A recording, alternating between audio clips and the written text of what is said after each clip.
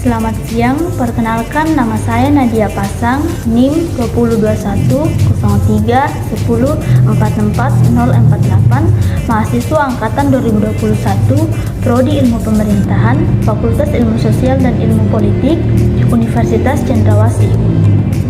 Tugas video ini bertujuan untuk memenuhi ujian akhir semester pada mata kuliah pengantar ilmu pemerintahan oleh Bapak Mulyadi Anangkota, SIP, MKP. Pertanyaan pertama, jelaskan apa yang dimaksud dengan pemerintah dan pemerintahan. Bagian pertama itu pemerintah. Pemerintah itu merupakan organ atau lembaga yang menjalankan tugas dan fungsi pemerintahan dalam suatu negara. Artinya, orang-orang yang menjabat atau aparatur negara yang memerintah dalam suatu negara yang melaksanakan kegiatan-kegiatan pemerintahan. Pemerintah itu sebagai wadah orang yang mempunyai kekuasaan untuk mengatur seluruh masalah-masalah yang terjadi dalam suatu negara. Jadi pemerintah itu juga dia merupakan penyelenggara pemerintahan mulai dari tingkat pusat sampai tingkat daerah. Jadi tiap-tiap daerah itu dia mempunyai pemerintah yang menjalankan dan menyelenggarakan kegiatan pemerintahan di daerah tersebut. Pemerintah itu sebagai penyelenggara pemerintahan dia mempunyai batas usia atau masa berlaku yang telah ditentukan. Ada yang 4 tahun, 5 tahun, 6 tahun, bahkan ada yang seumur hidup. Pemerintah itu dia merupakan sekelompok orang atau organisasi yang diberi kekuasaan untuk memerintah dan kewenangan untuk membuat dan menerapkan hukum dalam suatu negara dan dalam lingkungan masyarakat. Mengapa dikatakan dia yang membuat dan dia yang menerapkannya? Karena dalam arti luas kan terdapat lembaga eksekutif dan lembaga legislatif. Legislatif yang membuat, lalu eksekutif yang menjalankan atau menerapkannya di tengah-tengah lingkungan masyarakat. Selanjutnya itu pembahasan terkait pemerintahan. Jika kita berbicara tentang pemerintahan, maka pemerintahan itu merupakan kebalikan dari pemerintah, yaitu pemerintahan itu merupakan tugas dan fungsi yang dijalankan oleh pemerintah. Maksudnya kegiatan-kegiatan yang dilaksanakan atau diselenggarakan oleh orang-orang atau pejabat-pejabat negara yang bertugas untuk memerintah dalam suatu negara. Kegiatan pemerintahan ini itu dilaksanakan secara terorganisir dan juga bersumber dari kedaulatan dan kemerdekaan suatu negara. Pemerintahan itu juga dapat dikatakan sebagai proses atau tata cara seseorang pemerintah dalam menjalankan kewenangannya di berbagai bidang, baik di bidang politik, sosial, ekonomi, dan masih banyak lagi bidang-bidang yang lain.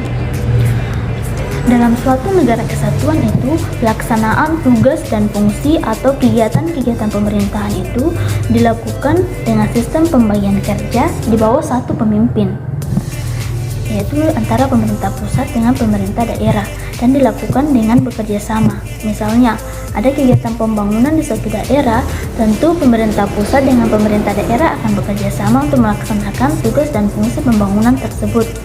Pemerintah pusat itu akan menyediakan atau mengalokasikan dana ke daerah-daerah, lalu kemudian pemerintah daerah akan melaksanakan pembangunan di daerah tersebut untuk mencapai kesejahteraan rakyat. Pertanyaan kedua, mengapa pemerintahan dikatakan sebagai ilmu pengetahuan? Jadi pemerintahan itu dikatakan sebagai ilmu pengetahuan karena yang pertama, dia mempunyai objek kajian, di mana objek kajiannya itu terdiri atas dua, ada objek khusus dan juga objek umum. Objek khususnya yaitu peristiwa atau gejala-gejala pemerintahan, sedangkan objek umumnya yaitu negara.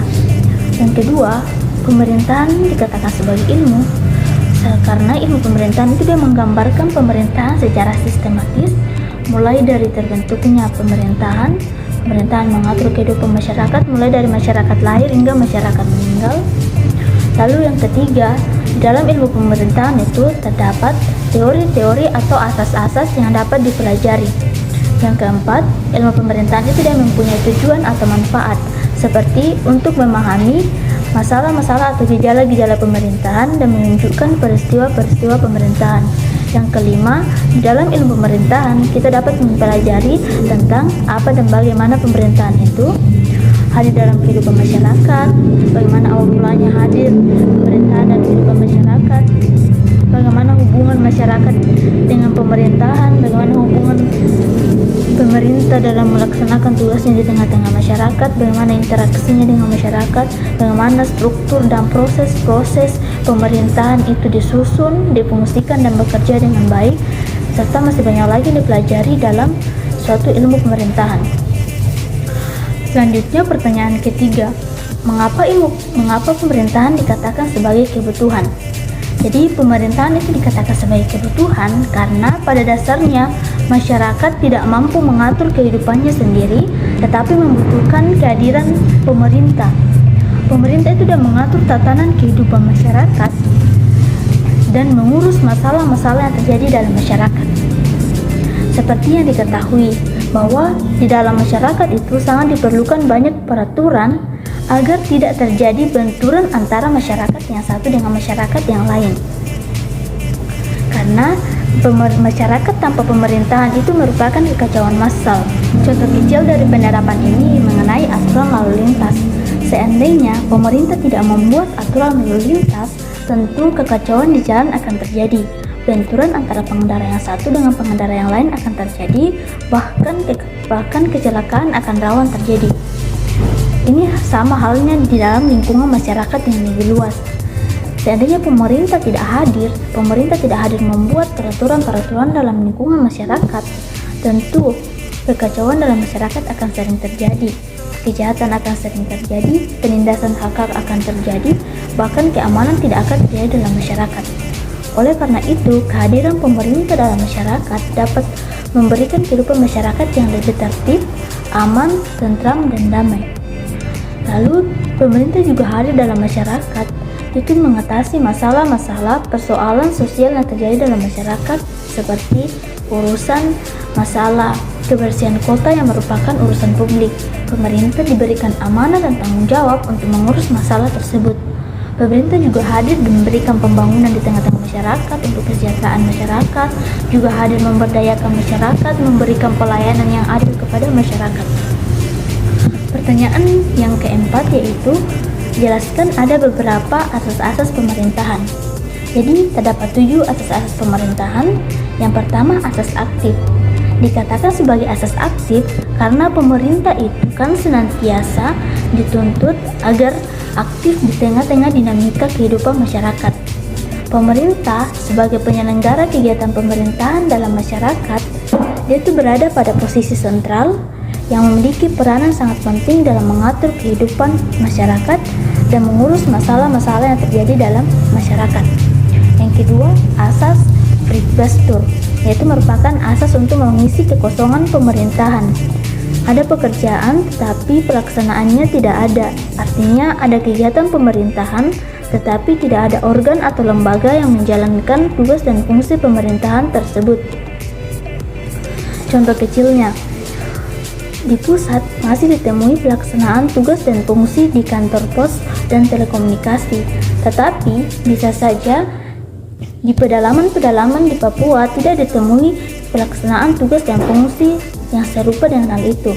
Oleh karena itu, camat sebagai pimpinan wilayah dapat menunjuk kepala kecamatan menjadi kepala di kantor pos dan staf pada bagian tata usaha sebagai staf di kantor pos, sehingga pelaksanaan kegiatan atau tugas dan fungsi pada kantor pos itu dapat terlaksana seperti pengiriman dan penerapan dan penerimaan surat dapat ditangani oleh pemerintah kecamatan. Selanjutnya yang ketiga, ada asas Freyes-Hermansen, yaitu inisiatif pekerjaan baru yang tidak bertentangan dengan peraturan perundang-undangan yang ditemukan oleh pemerintah dalam mengatasi permasalahan-permasalahan yang terjadi dalam pemerintahan. Artinya, pemerintah itu dia mencari ide dalam mengatasi masalah-masalah yang terjadi. Misalnya, di suatu daerah, bahan makanan itu menumpuk karena adanya kemudahan akses transportasi. Sedangkan di daerah lain, kekurangan bahan makanan karena terkendala di akses transportasi. Maka pemerintah yang melihat, dalam ini merupakan pemerintah daerah yang melihat masalah tersebut, harus mencari cara agar walaupun sulit untuk dipindahkan, bahan makanan itu harus dapat dipindahkan ke daerah yang kekurangan bahan makanan. Maka pemerintah itu akan mencari cara dan berusaha untuk menanggulanginya dengan inisiatif sendiri agar permasalahan itu dapat diatasi. Jadi dari asas Freire-Hermessen ini, dia sebenarnya itu memberikan ruang gerak kepada pemerintah dalam bertindak demi untuk mencapai kesejahteraan masyarakat. Berikutnya yang keempat itu adalah ada asas historis. Asas historis ini tuh dia berkaitan dengan bagaimana pemerintah dalam penanggulangan masalah-masalah pemerintahan yang terjadi itu berpedoman pada cara penanggulangan atau pemecahan masalah-masalah yang serupa yang pernah terjadi sebelumnya. Misalnya, masalah terkait dengan kenaikan BBM dan harga sembako. Nah, untuk mengatasi dan keluar dari permasalahan ini, pemerintah itu dapat berpedoman pada cara penanggulangan dan pemecahan masalah yang serupa yang terjadi pada sebelum-sebelumnya, tahun-tahun sebelumnya. Lalu berikutnya yang kelima, ada asas etis. Asas etis ini itu dia berkaitan dengan etika pemerintahan, yaitu bagaimana dalam penyelenggaraan pemerintahan itu dilaksanakan dengan memperhatikan kaidah moral. Jadi kaidah moral itu dia sebagai pedoman bagi pemerintah dalam menjalankan tugas dan fungsi pemerintahan, sehingga roda pemerintahan itu dia berjalan dengan tidak menyimpang dari aturan-aturan yang ada. Lalu yang keenam itu ada asas otomatis yang artinya merupakan asas dengan sendirinya. Lalu yang terakhir itu ada asas Determinant de Pourvoir. Ini merupakan asas yang sangat bertentangan dari semua asas-asas yang sebelumnya. Mengapa dia bertentangan? Karena asas ini berkaitan dengan kesewenangan pemerintah dalam menjalankan kegiatan pemerintahan, yang berkaitan dengan ketidakpedulian pemerintah terhadap masyarakat.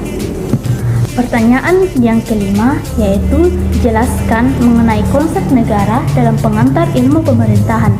Jadi, di dalam pengantar ilmu pemerintahan, negara itu dia merupakan salah satu objek dari ilmu pemerintahan, di mana dia masuk dalam objek umum atau objek yang juga dipelajari oleh ilmu lain, selain dari dipelajari oleh ilmu pemerintahan, seperti dipelajari oleh ilmu administrasi, oleh ilmu kesejahteraan, oleh ilmu politik, dan juga masih ada ilmu lain yang mempelajari tentang negara.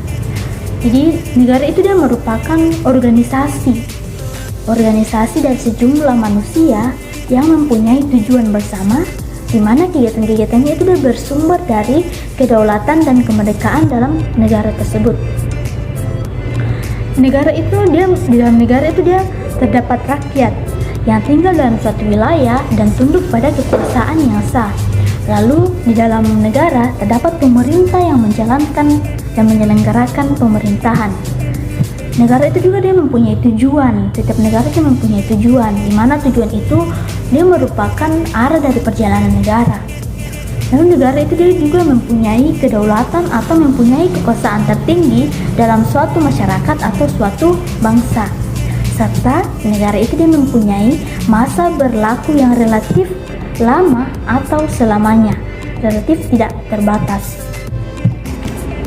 Yang keenam, jelaskan kekuasaan dalam pemerintahan itu seperti apa.